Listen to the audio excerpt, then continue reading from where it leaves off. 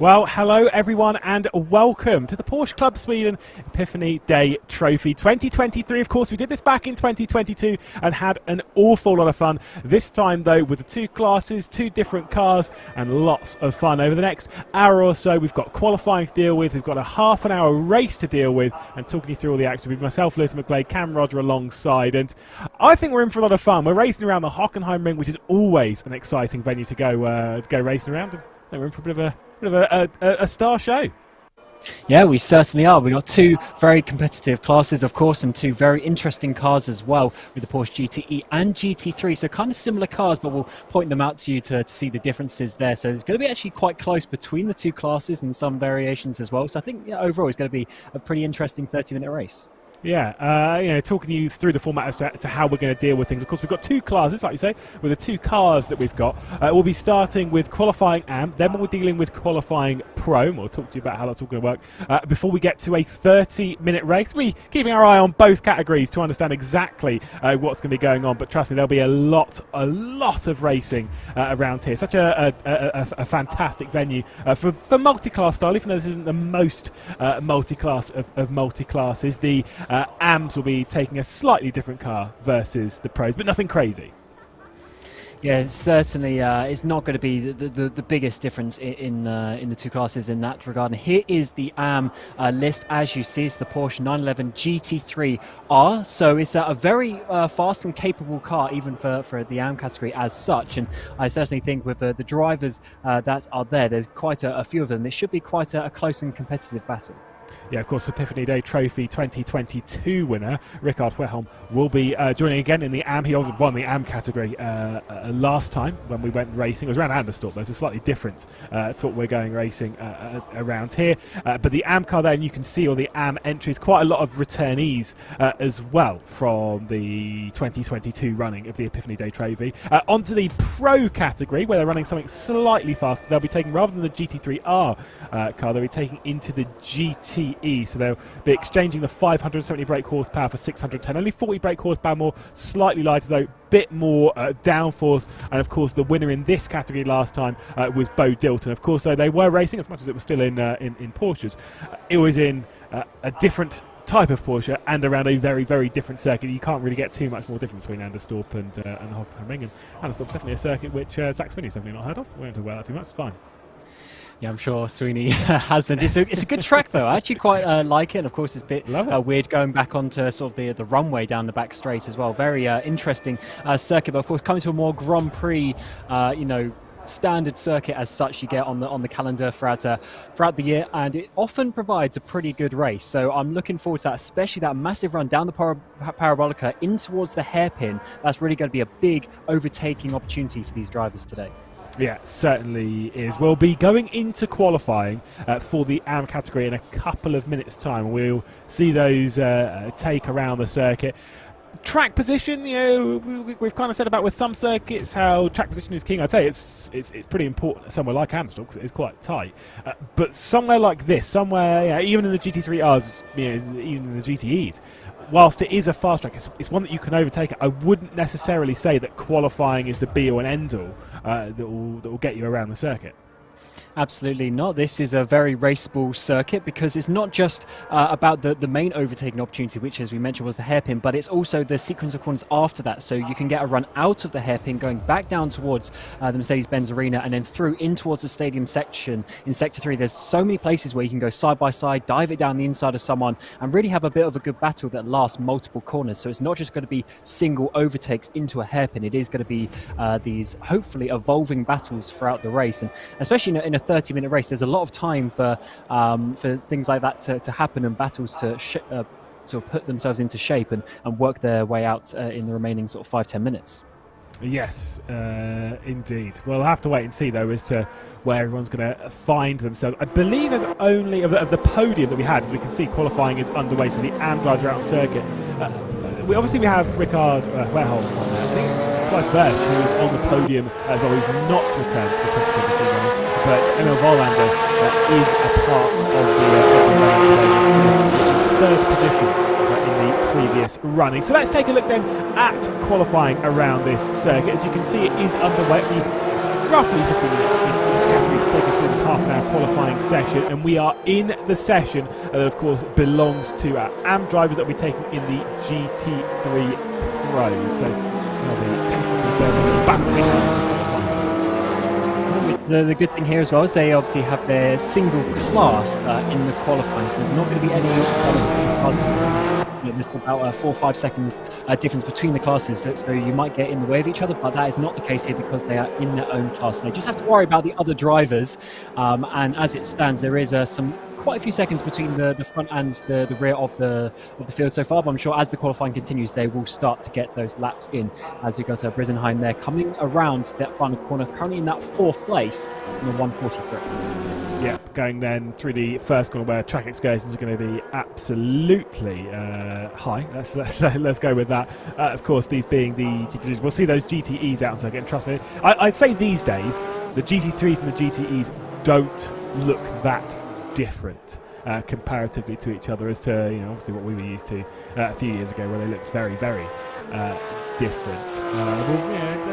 I think that's kind of just how GT3 racing has evolved and how much faster it's got. There's just not really telling too much difference between the two of them. I know you will sit there and be like, I remember us doing that Australian Championship AHU endurance, be like, oh no, I can see the difference between all of them, but I don't really know. Yeah, you can a little bit. As you're mentioning in the pre-show, the GTE has a lot more aero to it. The GT3 is slightly more looking like the natural body of maybe like the GT3 RS, the more road version Porsche. But for sure, yeah, the GTE has a much sort of... Oh, that is way too deep there into the hairpin. You would have liked the extra there from the GTE. You will get into that one up. But you can see the drivers here trying to work their way into some track spaces. There clearly is a slight differential in the ability and the lap times of a couple of the drivers. But you do have to watch out for that. That was almost too much. Yeah, certainly was. That was Peter Frank that was trying to get out of the way. You did see it at the top of this as well, getting very confused. The blue check mark on the left-hand side, that denotes what will be the AM category, the GT3R. There was also one GTE driver, one of the pro drivers that had gone out onto the circuit. Thankfully, they've been called back in. It was Vargestedt. Timmy Vargestedt is back into the pit lane and sorted. We'll see them out later on in the session, don't worry. But this is obviously just for our AM drivers. The pole time at the moment being held by a very comfortable margin by Bredesen. That is very impressive. I know it's a long circuit, but 2 seconds, I see that coming down quite a bit. Certainly it is, but look how close the 3 drivers behind that are. That is just over 1/10 of a second for 2nd, 3rd and 4th place, going down to Granholm there in that 4th. So it is very close though, despite there being a big jump, at least for the pole position as it stands. And as the qualifying and race go on, I'm sure you see some of the drivers learning the track that little bit extra in a sort of competitive environment. You can always find the extra few tenths and maybe seconds for some of those drivers. But Bredesen here looking to do an improvement here on this next lap, a couple of tenths up after 2 sectors. Yeah, again, we do expect to see quite a few improvements throughout the lap from most of our competitors, but they'll be a little bit concerned about this one as Morten Bredesen comes through the final corner to cross the line to set an even more impressive benchmark potentially. Loses out all that time in the final sector. I thought that was almost good. Well, I think there is definite potential for there to be a sub 40, a sub 100 second lap time from these GT3s if Bredesen is anything to go by. But as we can see, our champion of the Epiphany Day Trophy from last year, Querholm, only down in 12th and 7.3 seconds off. That tells me that's not representative at all. Yeah, potentially not, because obviously that's quite a big gap. And the fortunate thing with having the amount of time they've got 40 minutes, they can set quite a few laps in this piece of machinery, which is quite good because always it's quite difficult to nail every single lap, and sometimes you need a couple to warm up. Let's see here, Ricard here coming out of the final corners to finish this lap. Is that going to put himself up any higher this moment? 12th, go up into 2nd place. That is a nice improvement, but still 1.1 seconds off the pole position. Yeah, but still, that's an important improvement. As much as I say track position's not the most important thing around here, you don't want to be starting in that danger zone, not in towards that first corner. A little bit of lap traffic in the form of Peter Frank once again to navigate down into turn 2, getting slowed down a little bit by him though. We're not in the race just yet. I know your eyes can be a little bit deceived by what we're seeing on our screen right now, but that is not the case. So once again, Rickard Wellham's going to have a bit of a challenge to not just get through, but prepare for one final lap in the session. And remember that as much as we've got the 15 minutes of this session, which will be coming to a close pretty soon, as Frank's going to go a little bit too deep. Pulls it up quite nice. That was almost going to be a very nice move, actually. Once we're done with this session, the qualifying is not done in the next 15 minutes, because we've got the GTEs, we've got the pro drivers to go out onto the circuit as well. Yeah, we certainly do. They'll be a little bit faster, of course, in their machinery, but I'm sure it's the competitiveness between the field that is, of course, really what we're looking out for as well. And that still remains very close in the midfield of this GT3 category, in the AM category as well. Loads of drivers, even down towards the back end of the top 10. We've got a few drivers like Bear and Larton, and they're almost exactly the same, just 0.07 of a second between them in 10th and 11th place. So definitely look out for battles a little bit further back. Even if they're not going for the race win potentially today, they might still be able to have some good battles and some good action a little bit further down.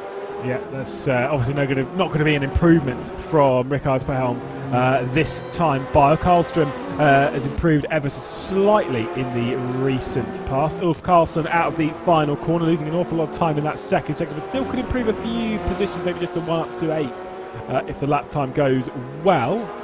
Meanwhile, there was someone who was removed from the timesheets behind, but alas, Karlsson does not join the movers and shakers, the improvers, on that lap time as they begin what I believe might be potentially the final lap of the session, certainly in the final couple for them. But Karlsson's already essentially thrown this one away by going a little bit too deep into the second corner. Yeah, 1.1 seconds even off in the first sector, which is literally just 2 corners, so definitely losing some speed there. And obviously with that corner from turn 2, if you get a bad run, you just lose time, lose momentum all the way down this back straight as well. Once again, just goes way too deep, almost fully off the track, out of the white lines as well. So it's certainly not the nicest of lap for the Karlsson as it stands. Yeah, but going from Karlsson to Karlström kind of works. There was a bit of an improvement there from Karlström, who is still in third, but did improve by 0.3 of a second over the previous lap. So Mattias Karlström just getting a little bit closer to second place, but more so moving himself away from the likes of Brisenheim, from the likes of Granholm, and of course a podium finisher from the 2022 Epiphany Day Trophy of Valander, who is in 6th position. But let's be honest, there's not much pace differential between 3rd to 7th. I know it's a second, but around here, a second's nothing, because the slipstream that you have going around the parabolic down into the hairpin, more than enough to keep you up, and then the momentum, etc., etc. It can be quite hard to pull away. Wellham, by the way, improved to within a second. Meanwhile, we'll see if Bredesen can actually improve and potentially go underneath the 1 minute 40s. There you are. If you can stay close around here, it will certainly be a very good one in the race, you say, with the slipstream. But for some drivers like Bredesen, he is not worrying about what the other drivers are doing. He's just worrying about himself. And double purple now to come through to this Sector 3 section. This is where you can really lose some time, as you saw on his previous lap. But this time around, can he hold it a little bit wide there? Might give him a good run, though, out onto the front straight. Yeah, let's see if there is going to be any improvement, if we are going to see a sub 100 second lap time, or if we're just going to get closer to it. The answer is looked all right, but as much as it said it at the bottom, it was an improvement by 0.3 of a second, so we've comfortably clear, back over 1.1 seconds for pole, but not breaking into the 1 minute 39s just yet. Karlström out of the final corner, no improvement on this lap after dropping quite a lot of time in that second sector, and we'll cross the line for a 3rd spot, 2 seconds off of the pole time, and about 9/10 behind the car ahead. The one that is being targeted is the timer ticking down in this session. We're approaching pro qualifying. We're approaching those final lap times for some of these drivers to come in. This could be now or never for quite a lot of these drivers. So I think, and that's why every single lap counts, because they do go pretty quickly. Even if you get 4 or 5 over the course of the allotted time, they do go by very quickly if you start making some mistakes. And here comes Sjöström there, coming out of the final corner. Not the best lap though, 2 seconds down at the second sector marker. And there in the green machine, not going to be improving. Second place it will be for last year's winner. But of course, the race is where all the prizes are. That was an enormous usage of the curb in the first corner there. We'll see that quite a bit in the race, to be perfectly honest. Carlson will cross the line. No improvement there, and session done. So coming to a complete stop on the circuit, and we'll be smashing the escape key. I'm sure a lot of people have come into the pit lane. Bredesen obviously in the pit lane, Wehrholm in the pit lane. Karlstrom is still out, interestingly enough, and going into Mobile 1 now, into that final, the stadium section. Emil Jonsson, Ulf Karlsson, Andre Granholm also out there, as well as Berntsen and Peter Frank. But the important bit for the AM drivers might be done for about 15 minutes before we'll see them back out in the half-hour race, because it is time to deal with Pro qualifying. They'll be taking into the GTEs. Lap times expected to be slightly faster, but the Pro category about to head out onto the circuit for their qualifying session. Certainly will. We've got the podium runners from last year in this race. Of course, we mentioned Bo Dilton, the winner from the Pro category last year, 2022.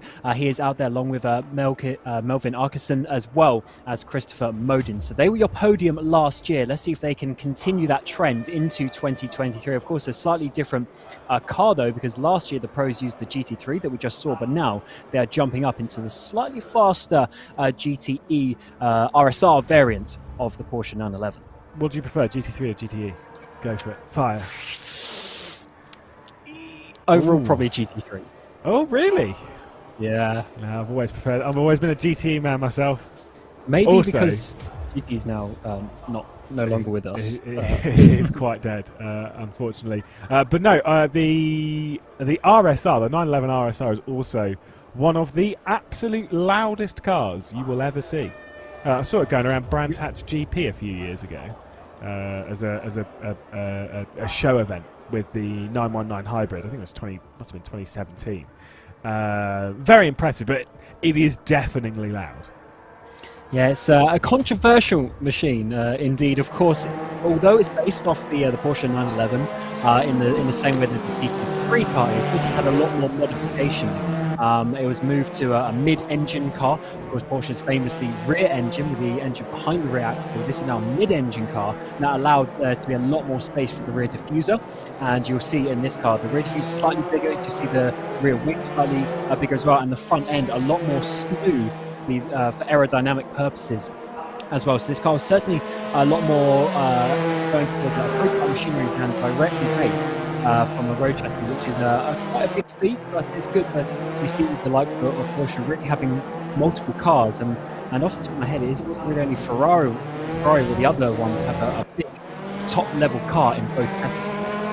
Yeah, I mean, like I say, you did just see a GT3 and a GTE on circuit there at the same time, because Emil Jonsson was just pulling over to one side to let Per Richten to come through there, and yeah, I mean, I could see a little bit of a difference, but they are very, very tricky. Oh. Good, they are very, very close. Yes, I'm getting old, and so my eyes don't work so well. So when it comes to trying to pick these two apart, it's a bit difficult. Per Richten, though, are going to be one of the first people to set a time within that Pro category, coming up towards the stadium section at the moment, dipping it in beautifully, going through the Sachs curve and then up towards the final couple of corners. Per Richten, I'm not necessarily sure as to how much faster these will be. I think it's 2 to 3 seconds, might even be much, much more than that. We're talking 4 or 5 seconds, and we'll get there.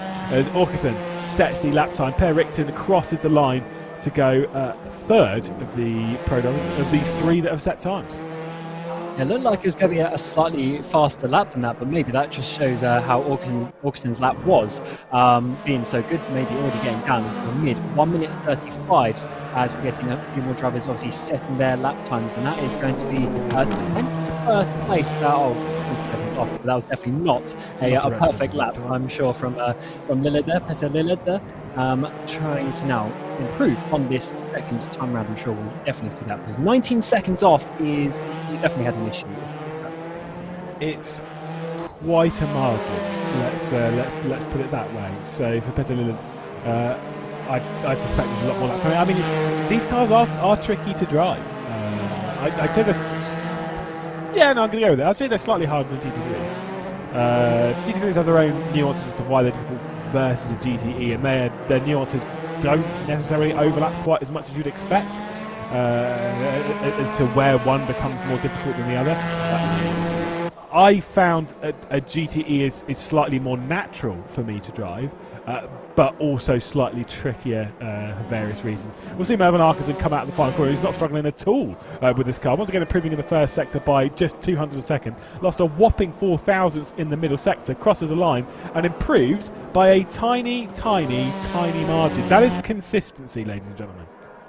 And especially 2 direct laps in a row as well. It looks like not even going back to the pit lane, so getting some obviously heat into the tyres and getting everything working. But as you say, to be that close, that is literally doing identical times. I wanted, like to see, of course, sort of an overlap to see just how many centimetres that would be.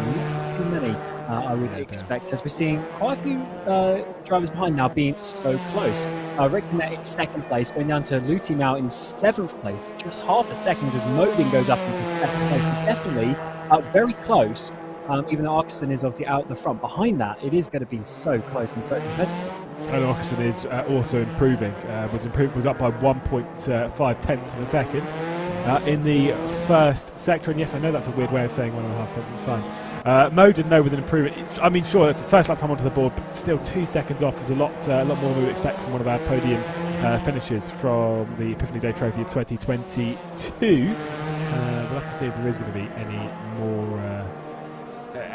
any more major improvements. You'd have to say surely there will be. And as much as, by the way, it's multi-class racing, I'm pretty sure if Rosal doesn't get involved higher up in the grid, as we saw on 1 lap time being removed, if Rodger doesn't get up inside that the top 7, basically ahead of all of the AM drivers, you'll start among the AM drivers. You will start where you qualify, which I know you can be like, yeah, of course you do. But it means if you're a pro driver and you qualify among the AM, sometimes in quite a few championships, you then tend to move to the front to join the rest of your category. But that's not the case here, I don't believe, as we see that lap time coming in for Pucci to go up into 2nd position onto the front row of the grid. Yeah, very nice lap there, and getting himself quite sort of a step away as well, half a second already from Rick there in that 4th place, so maybe looking to be quite up towards the front there for Pucci, and we'll see how that one goes. But of course, we have still just under 8 minutes left as Lillard there goes up into 2nd place as well, as Modin as well improving. Some very close lap times there in the top 4, so Lillard definitely just having a bad lap there, but starting to put in some good ones now. And who is missing from all of this? There is no lap time set from our race winner last time. We don't have Dilton in the qualifying session, I don't believe, which would be quite an immense thing. Obviously, coming into it as one of the more favourites, but I don't see Dilton on there.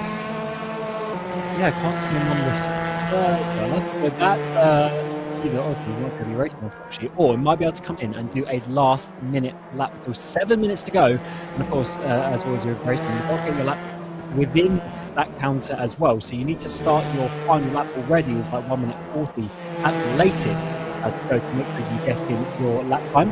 As Genzer goes up into 2nd place, and also getting a bit of a step away from Lilia there in 3rd. Yeah, decent lap time from Gens to get involved, get up onto that front row of the grid. And of course, if Bo Dilton does join the server after without setting the qualifying time, I'm pretty sure we'll start at the back of the field. That is making his way through all of the AM before can even start attacking properly for positions. It means, I'd say, as much as you can overtake I don't think you can win from the back in half an hour. But then again, classic last to first challenge. We've all given it a go, mostly against the AI in various games, normally by battering off the circuit, which would not work in this scenario, as Magnus Jens improving slightly, but Modin's got up onto the front row, so needs to find another couple of tenths of a second, which I don't think is going to be found on this lap. Yeah, maybe not just about. We'll see again here coming through the final couple of corners. A second down after 2 sectors. Coming through sector 3 now out of the final corner. Is this going to be any sort of further improvements? Can he make up anything in that final sector to jump up? Doesn't improve the lap, but still in that 3rd place. Yeah, it's not, I say, it's getting some tidy laps onto the board, getting some comfortable, consistent laps onto the board. I know obviously you would have done that in practice, fair enough. But to just be able to do it in a live session in a controlled environment like this. It's just important for confidence, whether you are going to qualify in the front row or not, whether you are going to qualify 5th, 6th, 10th, whatever it is. Just being consistent, that is the important bit, not dropping it, which can be so easy. Because if you drop it on the first lap, you're in trouble, big trouble, because you'll be involved in the middle of quite literally everything, which is, some people enjoy that. It depends what kind of edge of the sword you're on. If it's in that scenario, probably less so. We'll see if there's going to be an improvement from Pucci at the moment. I think there will be, by the fact that the sectors are improving, but I'm not sure it'll be enough to potentially challenge the front row of the grid. Going down to about a second off at the moment. Yes, I know that sounds like it's going to be an improvement up into the front row, but I think it'll be a little bit too tight. Might lose touch too much time in this final corner. It should be an improvement inside the top 5 as Lillard gets into 3rd spot. Can Pucci do so? Up inside the top 5 with a decent improvement and was challenging for a top 4 spot. Certainly was, just a couple of tenths remaining and a lap or 2 to go potentially for Pucci there. So that is certainly some good confidence going into the final part of this qualifying session. He's got a car off to the right there. Just going back to the pit lane to try and come out for another one. Is Pucci going to have any sort of agreed flash back there for a second? So might be some improvements coming away, but Rickton as well also improving in that first sector. Yeah, also we do have Erik Olanderson, who is out onto the circuit after joining the session late. So hopefully there will be a lap time placed in there. There is enough time to get out and to do it. We are ticking away with that again, as Cam has quite rightly pointed out before in this qualifying session. Once this session hits 0 at the top of your screen, the session's done. No awaiting the final lap time coming in. No, sorry, you can finish your last sector, your last couple of corners. If you don't cross the line in time, it does not count. Per Rickton, then one of the first drivers to set the time, of course, was 3rd earlier on in this session after the 3 cars had set lap times. Across the line, 7th position at the moment, 7th position will remain. Certainly will come for that first corner, really wide there over all those curbs, and does have enough time for another lap if you can try and improve on this one, as I'm sure all of the drivers will now be trying to do so, all out on the track. And you say for the likes of Olanderson, definitely needs to try and set a lap and not start at the back involved with the drivers, because without being around sort of 5 seconds from the fastest GT to the fastest GT3, when you get into the race session, it's going to be very difficult to overtake and actually make major progress. But here's Arkeson there coming into towards this sector 3 for another time. Purple in that first sector, already got the pole position, but trying to just confirm that and cement it and start the grid on first. Erik Olanderson gets himself inside the top 10 by putting the first lap time onto the board, but there is enough lap time for one more to come in. If it does take a couple of laps for the tyres to warm up enough, might well be able to challenge somewhere a bit deeper inside that top 10 as Arkeson into the Sachs curve, going for the high to low line. Will actually have enough time for a couple of laps to complete this one, and then we'll definitely have enough time. I was going to say maybe, but it is definitely. We'll have enough time to complete another one if Melvin Arkeson does fancy so. Bit of lap traffic up ahead. And, well, we can confirm that both of those lap times will be good, because he's gone wide at the final corner, which will invalidate not only this lap, not only slow down that lap, but it will also slow down and invalidate the next one as well. So, unfortunately, not going to be any improvement from Arkeson, but still he's on pole by 0.8 of a second. He certainly is, and we're now into the final 1.5 minutes, so you need to be already on your lap. You won't be able to start another one and have time to finish it. So Brawson here coming out of the final corner. This will be his final lap time. Is it going to be any sort of improvement? 8th place as it stands, and I don't think that was an improvement, so he's going to stay there for the grid. Yeah, let's see if there's going to be any further improvements. I think Erik Olanderson, by the way, not going to be improving any further, so 10th will have to do, as Magnus Jens looking pretty decent in that first sector. It's the second sector where we've lost out so much time to Arkeson, but it's not really the person they're trying to challenge right now is Magnus Jens. I think it's more the idea of trying to challenge Pucci, of Lillard as well. What's the second sector going to be? Crosses it and looking pretty good. It might not be enough to go after Modin, but it could be enough to move up into 3rd. And that'll be very important. Those extra couple of drivers in a single class category is going to be very nice indeed, because it's going to be not the easiest thing to overtake, but of course those extra couple of positions on the grid will be very beneficial. But at the final corner, can he keep that up? Let's see, got to just improve by a tiny margin, a couple of tenths of a second, as Lilled moved up into second spot. Gens moves up into fourth on that final run towards the line, gets ahead of Pucci, but Peter Lilled moving up to the front row of the grid, ahead of Christopher Moden, whose session is done. Wow, wow, wow. But what a lap time from Melvin Arkeson to have grabbed pole position in the Pro category, and from Morten Bredesen to grab pole position in the AM category, both of which will have a half-hour race to keep the rest of a very hungry field at bay for the Epiphany Trophy of 2023. It's going to be a lot of fun.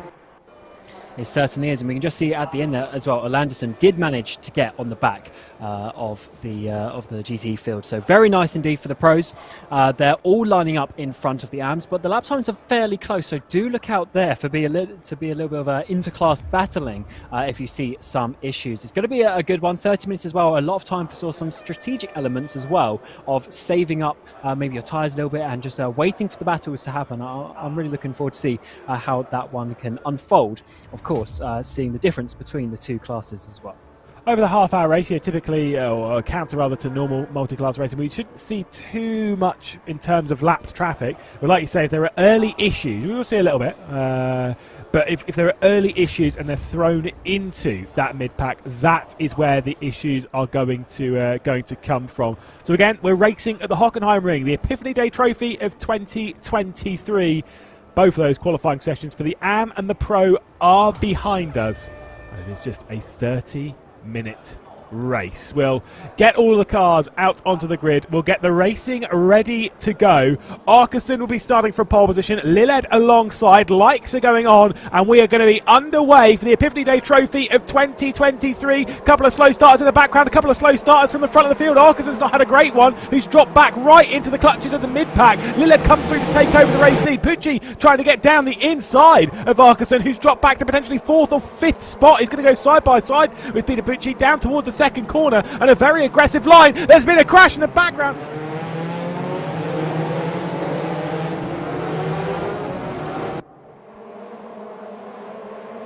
Drama.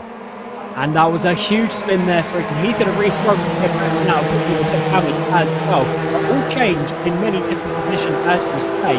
There with Arkeson having not the best one. Side by side in towards the braking zone, though Pucci there dropping down into that 5th place to get momentarily up into the corner and really trying to work his way up towards the front as so is Gens up the inside. You see that red, yellow and black car, Morten Bredesen, that is your AM leader at the moment, trying to attack a few of these GTE Pro drivers at the moment, trying to get his way through. Paul Luthi at the moment trying to get past Lilia, but also got a bit of pressure from Brawson. And to be fair, not too far. Oh, there's been contact ahead. Who was that between? I saw a couple of cars. I think it's Christopher Moden not going for back-to-back podiums in the Epiphany Day Trophy. I think it was Luthi as well having issues.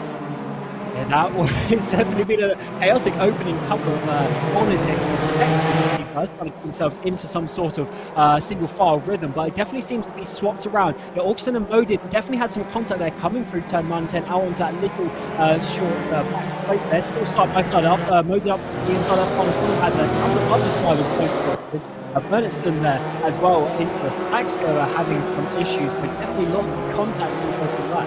And Melvin Arkeson is out of this race after starting from pole position. There's more drama in the background. Wow, this has been quite the start. Matthias Karlström and Melvin Arkeson both out of the race. There is Christopher Moden, so no return to the podium for him after early dramas. We might well see 3 retirements on the very first lap of proceedings here on the Epiphany Day Trophy of 2023. So, yeah, for some, this has certainly not been an ideal way to start things, and for others, it certainly has been. Bredesen way down the road, obviously being closed in a little bit from Hual, race winner a year ago, but Lilled with a half-second lead over Magnus Jens. We're on the podium from last year, and Moden all out. Well, one in the race and all out of the race. So a new podium is coming your way in 2023 as Carlson there goes a little bit wide in his battle there. It was Brisnine up the inside for 16th place overall.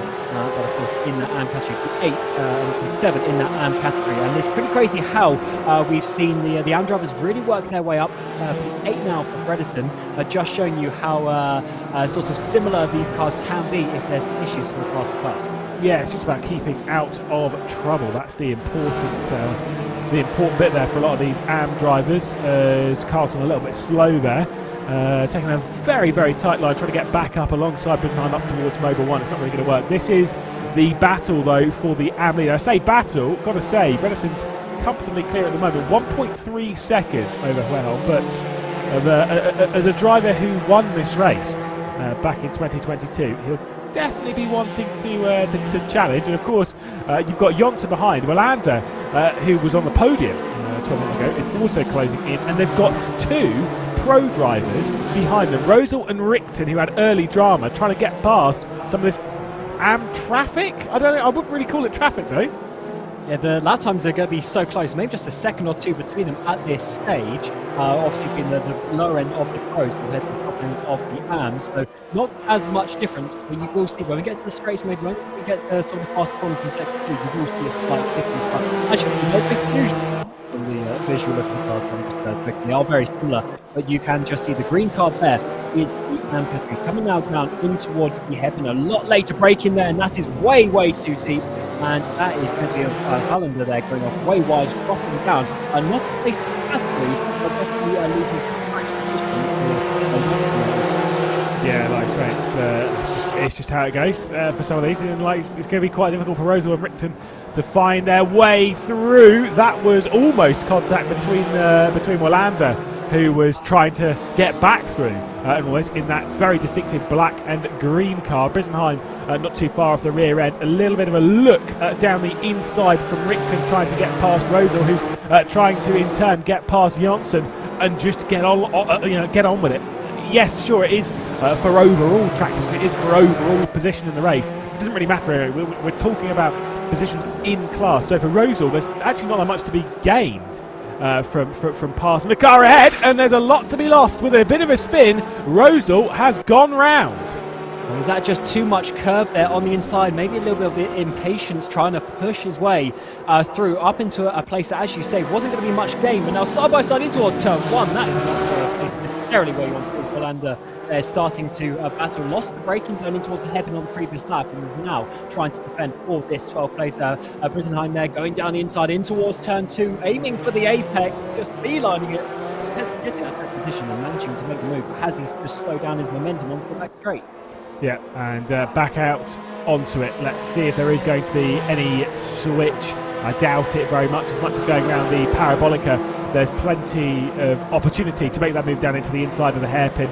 I would suggest it's probably not wise from this distance back. I mean, Wilander will look to the inside and doesn't commit to a move on Brisenheim. Obviously after losing it, but Brisenheim a little bit slow.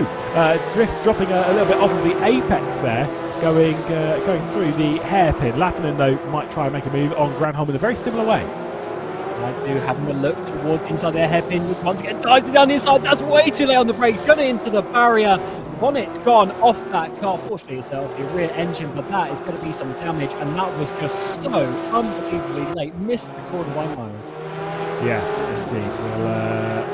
We'll have to see if there's going to be any repercussions from that damage. But, well, I'm sure we'll find out in due course, as Horstrand and Brisenheim they were very close coming out towards Mobile 1. No switching between the two. Lilled, by the way, is pulled away from Ghent at the moment at the front. Lilia Pucci very close for third position. In fact, Pucci just got through Lilia, who I think might have had an issue in that pro category. As there is a big send down the inside.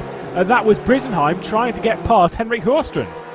They don't always see that in towards the final couple of corners, as they're now trying to go side by side once again up towards turn number 1. Can Brisenheim get it? Just not quite enough there down the inside. And Horstrand there holding onto it, but definitely a bit of a chaotic battle there as they were trying to move all over the road to block each other off. Managing to hold on, that is a very bold move there in towards that final corner. And now we can see what's happening in the Pro, what's happening with our race leader, Peter Lillard, leading fairly comfortably. You can see behind Magnus Jens, and on the right-hand side of your screen what's happening within the AM category, because there's been so much action. We've barely been able to take our eyes off the AM category. If you were to be able to look further back within the Pro category, you'll see Peter Pucci and Paul Luthi, both who have got their way past Nicolas Lilia fairly recently. Indeed, as there's another battle into the hairpin as such. There's a couple of different racing lines going on there, and different braking points. We saw just a couple of moments ago as well, maybe some body language not quite being translated between a couple of the drivers, just trying to work out exactly where they are in relation to each other. Of course, they will, I'm sure, with that as the race goes on. And interestingly, there on the tower, the back-end drivers already coming up potentially to be lapped at some point in this race, so we could get some lap traffic to be a hindrance potentially to these Pro drivers. Yes, oh goodness me, Paul Luthi having a bit of a connection issue there, but he's still involved. One of that, I was going to say maybe that was what happened to Lilia, but that doesn't really make sense. There was quite a lot of difference between the pair of them, but you can see Lilia, Luthi, Broughton not really separated by too much within this race as they continue to do that around the Hockenheimring, looking to challenge for a podium that Pucci presently has in that third spot. Speaking of battles for the podium, this is the battle for the podium in the AM category. Emil Jonsson and Volander very, very close at the moment, and there could well be a switch between the two Emils. Might be Volander there on the outside, getting onto the curb, onto the grass, contact between the two, and he's going to go going for a spin. Manages to catch it though, as Volander there doesn't obviously get anywhere close to making that move, but that's certainly been squeezed onto the curb and the brake comes in. Yeah, that was a little sketchy, shall we say. Thankfully though, Volander's still in the race to fight another day. Just has a lot of time to close up now. Hampus Bear at the moment defending from Granholm, who's not started out this race in the best way, but goes for a move around the outside of the King. I think Hampus Bear was trying to get out of the way, and sometimes when you try and get out of the way, you end up tripping over the person that you're trying to let through. That was very, very close to being that scenario. Wow, that is a fast, even though it's pretty much flat out in most high-level race cars, it is a corner, it is still a kink, and to be right on the apex there is very tricky indeed. There's that for the top end of the GT3s as Alanderson is getting involved with Bredesen there for 8th place overall. I think it was actually Eric Alanderson was having a bit of a connection issue rather than anything else. But alas, they're all right. They're still in the race. But I think that was, more internet-based than anything else. As we look back towards Paul Luthi, Pucci's now 2 seconds clear. Paul Luthi, that's the second time I've seen a connection coming in from Paul Luthi. No one else having it. It's just on Paul Luthi's side. But that is terrifying, shall we say? It is, and his car's a bit smashed up either way. The front end on that, the rear wing as well is pointing further upwards. I wonder if that's extra downforce points or if he's actually losing it. No, so what we're seeing here, the damage on Paul Luthi's car, this will be... he's not driving with this damage. This is purely connected. We've seen this quite a few times on RaceRoom, where he's had that connection issue and has driven obviously into a wall and then has walked back onto the circuit and has continued. I think Alanderson's had a slightly larger connection moment and I think might disconnect properly from this race. Yeah, that would be a shame for a couple of these drivers if that ends up being a disconnect. As we get in some contact there up the inside, that is not a corner to go side by side as Horsten there is going to be dropping down. P8 currently in class, but dropping way further down as Coulson there just making contact through a very tricky corner. Yeah, I mean, going out onto this little, this mini stretch where they typically do they do drag racing on this bit, don't they? Yeah. You see there in the back end as we come into the shot, basically where the final corner is on the runoff zone is like the start zone, going the wrong way up the straight effectively for the drag cars. I just remember that this is the area where they did the rallycross a few years ago, and Matthias Eriksson having quite a lot. I think it was no. It was, oh, actually, well, it is very relevant at the moment. It was actually Ken Block, of course, recently passed away. I remember it was here in that section where he did. I think it was a semi-final, might have been a quarter-final in the World Rallycross Championship with 3 wheels. Did like 4 laps. It was absolutely incredible driving from someone who is was one of the best drivers on the planet, unfortunately. Obviously recently passing away, but alas, we won't focus too much on that. We'll focus on the race at hand and the battle for 5th position. Lilia, who's having some problems themselves earlier on in the race, dropping out of the podium contention and potentially dropping out of the top 5 contention. This could be a good one for Brawson, though, if he can get up, because that blue car, of course, slightly further up the road, is another position, and also position potential there for Burnson. They're getting quite close. P11 in class as it stands, trying to work his way up as well. Of course, we're going to try and cover as much of the Pro and the AMs as we can, with the screen action happening as it stands. P4 there, Jonsson as well, getting a bit closer to Verlander for that 3rd place, and then of course having a battle pretty recently as well. So we've got some good battles in the top 5 of both categories. Yeah, which we do expect that. So like I say, Frank out of the way, trying to allow some of these GTE, some of these pro drivers to make their way through. One thing which is uncontested in both categories, whilst there are battles decently inside the top 5 of both of them, race victory. Lillard and Bredesen way clear of everyone. There is Petter Lillard at the moment, who is just comfortably clear at 4 seconds over Magnus Gens. Doesn't feel like there's too much pressure after making that conversion on the race start. Much better than Aukerson did, and that was what dropped Aukerson into the fact of those behind him potentially into retirement. There is your race leader in the AM category, just allowing Rickton to pass there. That was not for actual position in class, obviously because he's leading, but that was for technical track position, allowing the pro driver to pass. It's always nice if you're in the slower category and you get yourself up places overall, but at the end of the day, it's not worth fighting that. We've still got just over 14 minutes left in the race, so Rickton would have eventually got that place anyway. So definitely better to take the safer option sometimes, and especially as he's got sort of a 6-7 second lead here to Qualihelm coming out of the final corner. Of course, your winner from last year, but he needs to do some work to get back up in the final few moments of this race. Yes, Emil Jonsson though trying. Whoa, my goodness, that was with Brisenheim. A little bit of maybe connection, maybe contact going through the Sachs curve, and there has been a drive-through penalty for speeding in the pit lane and going its way to Peter Frank. But Brisenheim able to get through there on Emil Jonsson, and you can see coming through the foreground of shots, Verlander, who was on the podium, as we've said before a few times in 2022, probably going to come under a bit of pressure from Anders Brisenheim. I would expect so. That was certainly a aggressive and decisive move there, and the Sachs curve.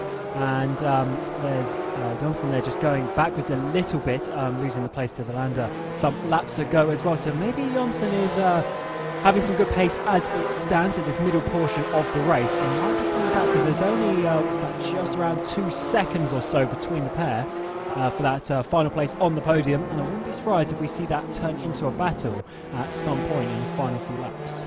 Yeah, well, we will have to wait and see. Luthi closing in on Pucci, so the battle is definitely not done when it comes to the podium in the pro category. Pucci, Luthi and Lilia, who, again, I will remind you, Lilia was running in the podium positions earlier on in this race, and with 13 minutes left to go, could have the potential chance to jump back up into those podium positions. There's only drama between the two, to be fair. Brawson's not too far behind, being only 2 seconds back from Lilia.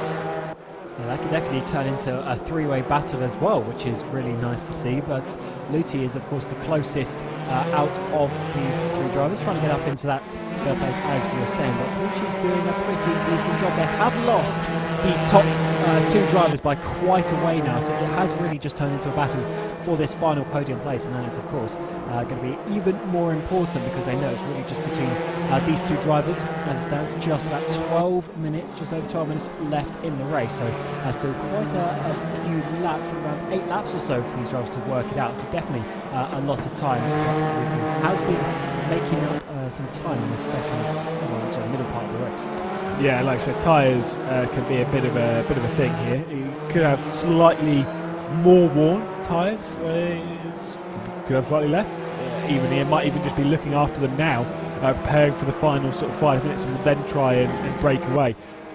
As much as it's only a half-an-hour race and strategy is not really a part of it, it is a sprint race at the end of the day, it does play its part. And there is that whole thing, you know, smooth is fast, and that works in terms of lap time, but it also works in terms of tyre conservation. That's why I would be too concerned with the race leaders in each category, how much they're pulling away. You think, oh my god, maybe they're ripping through the tyres. If you're going quite quickly, a lot of the time your tyre wear will actually be less than those that are running inside, you know, the back end of the top 10 of them, because you're going quickly, but you're not overusing the tyre at all. It's all being more efficient as such to make the to make the lap time, because you're going through the corners in just a much more efficient way. You're spending less time in the corners as such as well sometimes, so that can certainly be a way. It's only when you get to that real top end level where you see the drivers start to almost purposefully abuse the tyres, abuse the car to get every last thousandths of a second out of it. That's when you start to see some drivers go a little bit over the top when it comes to the driving battle. But we've seen here Rickson getting pretty close there, and ahead of him there is Olanderson defending to the inside. That's going to be a bit of a slower exit out of the hairpin, but Rickson can't get a better run as it stands. But certainly this battle is starting to open up, and Olanderson is doing well in some ways to recover from almost a scare of maybe not even making the start, but that is way too deep there coming to the stadium section. He's going to lose out that position potentially. Yeah, that is going to be the position lost, and recognise it does Eric Olanderson.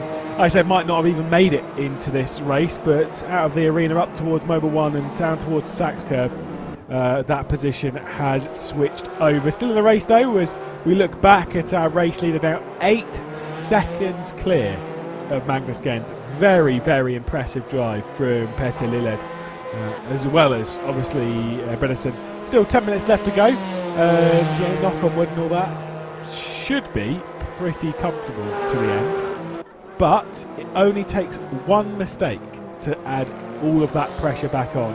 And as someone who, I mean, you'll probably know about how much the Hockenheimring can bite. I think it was 2019, where it was a 22-car field, and we had, I think, 12 retirements around here. It's a track that can properly bite, not only going through Mobile 1, but also through Turn 1 as well.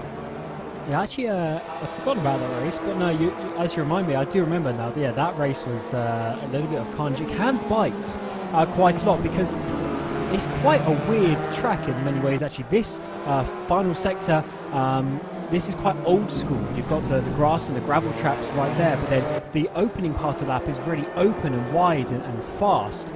So you sort of have to set up the car in 2 different ways. One, slightly for the more faster track, but then you also need to be nimble here. So sometimes you can maybe not get the perfect compromise, so the car is not always settled around this track. And of course, with the fact that some of the corners are a little bit tricky, definitely crashes can come the way. And we saw that really on the opening lap, and even a bit later on, coming through that or coming out of that stadium section onto that little back straight, you can just see how easy it is to go side by side and just start causing crashes. So it certainly is a bit more of an oddball track, I would say, compared to some cars, some other tracks. But I'd say actually that's one reason why it's probably not necessarily a favourite, but certainly liked by some of the drivers because of that. It's not just like a copy and paste track like we see sometimes. Definitely not a favourite for me, I can tell you that for free. I don't mind racing around it, but this is a bit of carnage. Yeah, it is. This is obviously Lilia trying to hang off from Brawson at the moment, who is right there out wide, trying to get past some of the lap traffic. That'll be Ulf Carlson that's trying to get out of the way, and as they head round the Parabolica, Nicholas Lilia is going to be feeling a lot of pressure. Brawson's right there. We'll look to the outside coming down to the hairpin. You've got a car directly ahead in the form of Peter Frank, who's trying to get out of the way. The two of them don't switch positions, but they do navigate this lap traffic, but having lost a whole heap of time to Luti and Pucci up ahead. That's why the lap traffic comes into play sometimes, and certainly that was not the most efficient way of getting past them. The lap cars also potentially just not getting out in the nicest of fashions as well, but certainly that was a tricky moment for those two drivers, but they have come out unscathed in many ways, so they'll have to try and continue their battle as we come now to 7 minutes to go already in this race. But that is certainly an awkward one, because he had a good run there, actually, did Rawson, but just not enough. And of course, cars going onto the grass definitely puts you off as well. Goodness me. Cars going all over the place up ahead. I think that might be Brittenheim. He's gone out a little bit wide ahead of Luti. Pucci kind of slowed down a little bit by Brittenheim coming into the final complex corner, really the penultimate corner, heading up towards the last one, and Paul Luti is there. I'd suspect there might be an attempted move coming down into the hairpin, especially with the line that Pucci's just taken there. It was a little bit too tight on entry going into turn 2, which would just slow your exit all the way around the Parabolica. And then, of course, the slipstream comes into play as well. It's not quite as efficient, not being straight, but certainly plenty as you get to this final portion down in towards the braking zone. There is Lucy will be able to close up at all, trying to break it late just maybe a little bit, but of course it's concertina effect, and then you have to make sure you're keeping that momentum, and certainly not the most efficient line, I would say, from Pucci through that hairpin. A little bit left a little bit of room on the outside, so losing a few thousandths here and there. But we do come back to, of course, this battle with Carlson. We've seen him involved in so many battles over the course, and that is not the line that you want to take into the hairpin. There's going to be the up and under there. Yeah, Huerstrand trying to find a way past, but completely messed it up themselves. Very easy to do, isn't it, when you've seen someone go too deep into the hairpin and then you follow them in. That was the perfect opportunity to get through. Yeah, that is what it is. You've got to take those, move away, and refocus yourself. And alas, an easy mistake to make going down into that hairpin. I mean, you're on the brake so early for it, and I'd say brake markers.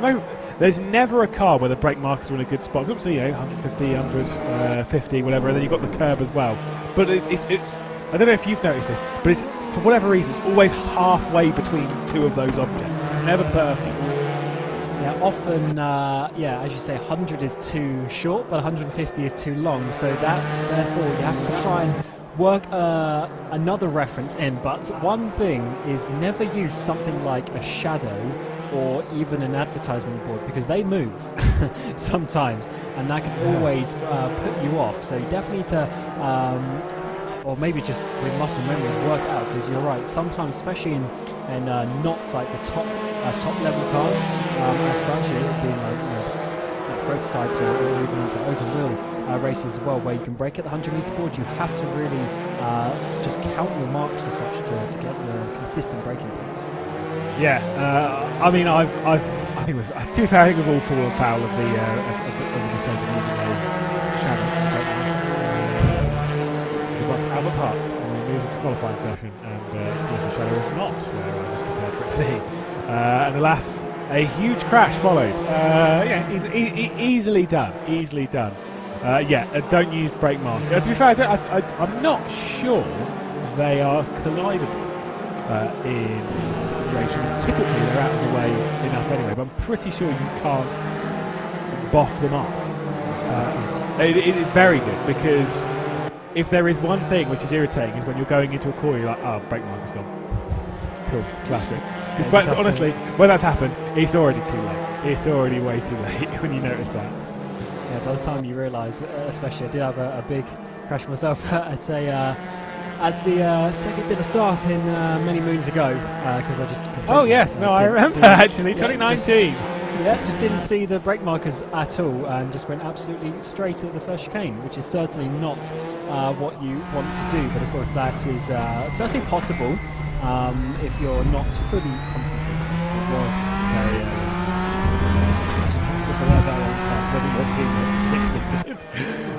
But either way, we'll keep our eyes on this race rather than remembering the tides of yesteryear, and keep our eyes focused on this battle for the final spot inside the top 5. Lilly, I thought, was going to be able to close up to Luthi, but before they passed some lapped traffic, and they did not navigate it particularly quickly. The battle for 5th is on. 2 minutes and 30 seconds left in the race, and only 4 seconds is the lead. Peter Lilled's had a couple of problems lately. Might just be starting to lose some time. Potentially, I'm thinking it could have been with some traffic as well, potentially. But maybe, of course, half-hour race is still enough time to start thinking about wearing the tyres and that sort of thing. So if you potentially have lost a few tenths of lap from that, if you've worn them a bit more compared to your competitor, it's always a factor to think about. But certainly that is getting dangerously close to 4 seconds, although it's just slightly gone up at that last point, so maybe I'm not doing so bad. But certainly when you start getting into that sort of space, you start to think, oh, maybe if I make a slight mistake I might lose this. Yeah, exactly. You can't afford to think like that. We can see the race leaders in both of our categories. Pro on the left with Peter Lilled, and then on the right-hand side, Morten Bredesen. They've both led each category from the very, very first lap. And as we head onto the penultimate one for Bredesen, we're already on the penultimate one for Peter Lilled. Like I say, pressure mounting on one side of it, certainly, and you can also see with Lilled a bit of lap traffic ahead. That is the battle for 3rd in the AM category. Emil Wallander and Anders Brisenheim, I believe it's 3rd in that category anyway. Very, very close indeed. They are getting to the point now where it's starting to be dive it down the inside time on the final lap, as we're 1 minute to go now inside the final minute here for the Epiphany Day Trophy. And it's certainly been a very chaotic race. I think we know who's going to win in some categories, but these final places are what we need to look out for, because as I said, a final lap dive can always be entertaining. Yes, and we will see our fair share of final lap dives, surely. You've got the battle for 5th position. Nicolas Lilia defending from Peter Bråsen. At the moment, that is on the left-hand side. Bråsen trying to find a way past, but only has another lap to do so. Bredesen having a bit of traffic of himself in the form of Ulf Carlson, who's trying to unlap themselves versus our race leader in the AM category, but no switches as of yet, and nothing happening too much. Final lap of this race from Peter Lilled, and you can see the lap traffic ahead. That is Brisenheim, who is, again, as we've said, battling for the podium in the AM category from that silver sort of grey and green car of Emil Wallander, who we're riding on board with at the moment. And this is very awkward for the race leader, because he knows he can get past. He's got the extra downforce in the corners as well, a little bit more power on the straights as well, but you also don't really want to get involved too much in these battles sometimes as the leader, because you just want to have a nice clean run. And as of course we are on this final lap time, diving it down the inside though. That is huge risk from the race leader on the final lap. Yeah, and it almost really irritated Emil Wallander, because Anders Brisenheim nearly was brought straight back into that fight for 3rd. But Peter Lilled did manage to make his way past that. Too many issues, but Emil Wallander with a big send down the inside. Wow, I mean, you've got to take it back if you're willing to dish it out. And of course, this will mean if Wallander can hang on to that spot, we'll go for an extra lap, will confirm the podium spot. I don't think it will happen, because coming down to Mobile 1, Peter Lilled will come straight back through. But you've got to watch out. It could be a scary moment when it comes down towards lap traffic. It's been a dishy race, but there is the move for 3rd in the AM category, straight down the inside to move Wallander off of it. It's Brisenheim who's moved back on, but our race leader in the pro category will have to talk our way through this in a moment's time, because there's more sends from behind, there's more switches from behind. But in the pro category, Peter Lilled will come out of the final corner to win the 2023 Epiphany Day Trophy. There is contact behind. We'll dish that one out in a second, but Lilled wins the race. And what has happened between Verlander there on that final corner? Contact made between the two, as it seems that we managed to see obviously the final iterations there of the GTE, the Pro category there with Luthi holding on to that Brawson as well into that 5th place. But crazy scenes at the end of this race. Of course, all the drivers coming through now finishing their race as well. And the next driver coming through on your screens will be your AM winner. Yeah, I do get the feeling that there was a fair amount of beef between those two coming down into the final corner, and I get the feeling with the Big Sen it might have been a big drama. But this guy, miles clear of all of it. Bredesen comes across the line to take victory in the AM category, well clear of the entire field, was battling it out with some of the pros early on in the race, and a very impressive display. Emil Jonsson finished in 3rd position, coming through clearly after they didn't look too kindly on that incident. I don't blame them. It was not pleasant into the final corner, but I do get the feeling that Emil Verlander, with that big send into the penultimate corner, might well have made a big send going down to the final one as well.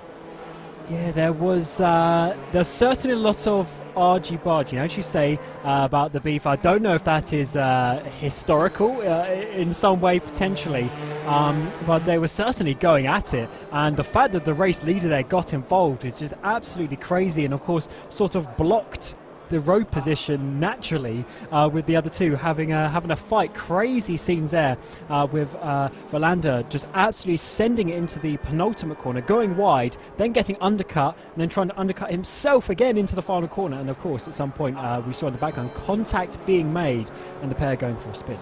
Yeah, Prisenheim and Verlander. I think the pair of them might well be. Well, they might be receiving a visit from some form of race control, or at least from each other, to give themselves a bit of a slap on the wrist. But your results on screen at the moment, and race victory for Peter Lillard in the Pro category and Bredesen in the AM category. And a super effort from the pair of them, and a super race. Half an hour complete race over the Epiphany Day Trophy of 2023 coming to a close, and well worth all of the action. Absolutely, that was great fun. Good to see the two classes as well, both individually having their own battles. So that was great to see. And of course, we mentioned in the qualifying there was a slight differential between some of the lap speeds, the abilities of a couple of the drivers, but they found their sort of pairs or trios of drivers to battle against, and everyone out there was having some sort of action, which is great to see. Amongst just the winners, obviously showing their class. Yeah, that's what we want to see. We want to see, it's a day of action. We actually had quite a lot last year at Anderstorp, especially I remember putting together the highlights, being, oh my goodness me, this is madness. And certainly we've had it again. 2 categories, of course, between GTE and GT3. We're trying to catch up, by the way, with our race winners in each category in a few moments' time, because I'm very curious to see what Lillard was thinking about all of that. I don't imagine he'd be particularly pleased.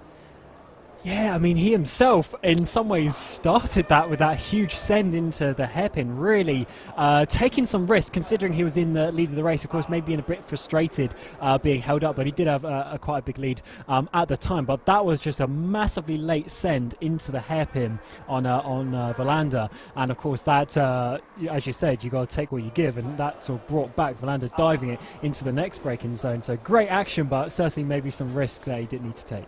Yeah, it was getting a bit messy. Like I say, it was adding that risk, because if it was 20, 35, whatever seconds away from everyone else, fair enough. But realistically, had been caught up quite a lot, Peter Lillard. So I can understand wanting to get through, but then you're getting through on those that are battling for the podium, whether he knew that or not, we just don't know. But it was just, like I say, you can kind of tell it was a bit of a frustrating experience. I would assume from both sides, and then of course that contact going down into the final corner of that podium fight in the AM category. There are some of the racing today was very good. Some of the racing was less so, and I would put that probably in the less so category, seeing that contact in the final corner. Yeah, definitely getting desperate at that point. Literally the last 4 corners, each of the two drivers diving it down the inside of each other, just switching back. So certainly they knew what was on the line, being a podium place, and they knew the obviously the consequence of being overtaken on the last lap by the leader. They had effectively one less lap in the race, so the leader was finishing the race for them. So that, of course, also made the need more necessary to do that. Yeah, absolutely. It's crazy. Absolutely crazy. The winning margin, by the way, was only 6.1 seconds, only 7 tenths of a second between Gens and Pucci, which you could kind of note a couple of times. That podium battle was fairly close. We didn't ever catch what happened to Luthi earlier on in the race. Of course, was running up in the. Oh, sorry, no, it was Lilia, wasn't it? Running up in the podium spot, and then was having issues. I say I don't really know. Hopefully, by the way, we can catch up with our GTE, our Pro race winner, because I think Petter Lillard is standing by somewhere around, so we can maybe ask a couple of questions and see exactly what was going on in that race. Petter, can you hear me for starters? I can hear you. Perfect. Can you hear me? Yeah. Yes, I can. And you sound lovely. You sound like a happy man. I mean, for one, congratulations on victory, and for two, let's talk about that final lap. That was crazy. Around those that were battling for the AM podium, I'm sure it was a heart-in-mouth moment for yourself. It was, I had a lot of space behind, but not enough space to sort of lay behind. So it was intense. And I didn't know that I ended up in the sort of battle for the win. So it was really a mess. Talk to us about the emotion of winning a special event like this, a race like this, on a field like this. Surely happy times. Absolutely. I put a lot more, I would say, into the practice than I thought I would do, because it's always, it's within the club and it's a little bit prestige. But I also know that there is a couple of really, really fast drivers. But I know that I had the chance to be in the first or second lane. So if you're there, anything can happen. And I try to take the start. And I think that's where I won the race. Otherwise, you can get caught up in other things. So let's talk about that start very quickly, because it looked like you had that start absolutely nailed down. It was a bit tricky for some, but you just had it set and sorted. I guess it was more luck, probably. I practiced a couple of times, but it's a little bit difficult when you have this false start thing that you can actually not false start, and then you don't really know how it will end up. But I did some practice turn, but the car is quite tricky. It's quite powerful, so it's easy to put a spin on the wheels. So. Well, congratulations. We'll let you go off and celebrate our pro winner, Petter Lillard. Fantastic. And thank you. Thanks for commenting. It will be fun to see the race in replay. So great. Thank you. I'm sure he'll enjoy that one. Of course, our pro winner. We do have our AM winner as well. And talk to us about the race, because you kind of ran away from everyone after the race start.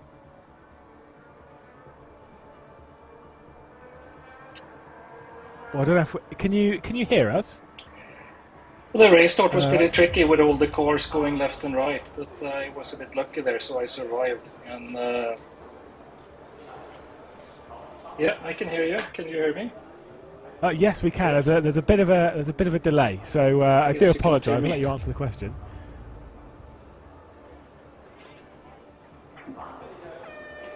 Well, the start was very tricky with cars left and right, but I was a bit lucky. So it's just about surviving the first lap. I was lucky there, so that was great. Well, I think because the bit of a connection issue that we've got, I'm going to let you go and celebrate straight away. What a fantastic event for you, and what a fantastic victory for you in this race, and congratulations.